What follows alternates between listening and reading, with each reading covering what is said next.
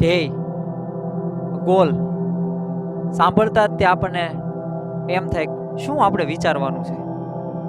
તો આજે હું તમને ધ્યેય વિશે થોડીક વાત કરીશ, ખાલી થોડીક મિનિટ તમારી લઈશ. આપણે કોઈ પણ સ્કૂલની અંદર કે લગ્ન પ્રસંગમાં આપણે જો નવા નવા કપડાં પહેરી તૈયાર થઈને જાવી છીએ, હેરસ્ટાઈલ અમુક જીન્સની પસંદગી કરે, બૂટની પસંદગી કરે છે.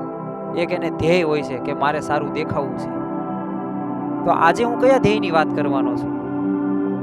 ઉત્તરાયણની અંદર આપણે જો પતંગ ચગાવવામાં બધા રસિકો હોય, તો પતંગ ચગાવવા માટે પવન ન હોય તો આપણે બીજાના ધાબામાં જઈએ. અમુક વાર તો ઘણી વખત આપણે સોસાયટીમાં પણ જઈએ છીએ. તો બસ એવી જ રીતના જો ધ્યેય ક્લિયર હોય ને, વિઝન, તમે ભવિષ્યમાં તમારે શું બનવું છે, તો એના દ્વારા આપણે ઘણું બધું કામ કરી શકીએ.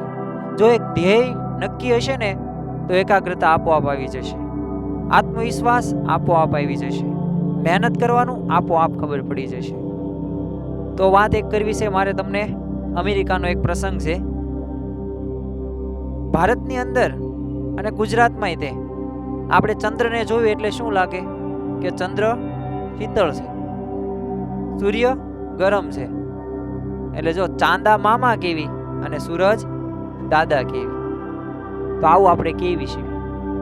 પણ અમેરિકાએ આ વાસ્તવિકતા રહીને એમને નકારી મૂકી. શું કર્યું એમને?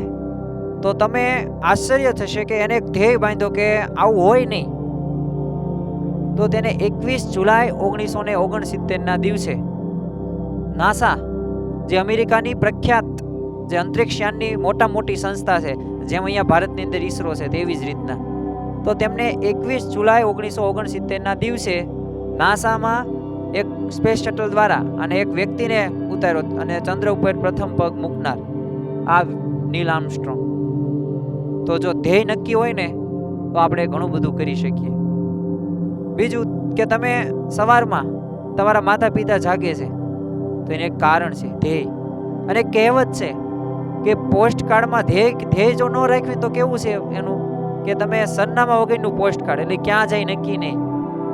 માનો કે તમારે અત્યારે અહીંયા તમે જે જગ્યાએ છો એ સ્થાનથી તમારે બીજા કોઈ ગામ જવું છે, તેમ કાંઈ બોલો નહીં, કોઈને કાંઈ કહો નહીં, તો શું થશે? તો તમે એ જગ્યાએ પહોંચી નથી શકવાના. તો એમ આપણા જીવનની અંદર વિદ્યાર્થી કાળમાં સારા ટકા લાવવા છે, સારું ભણવું છે અને સારી પ્રગતિ કરવી છે.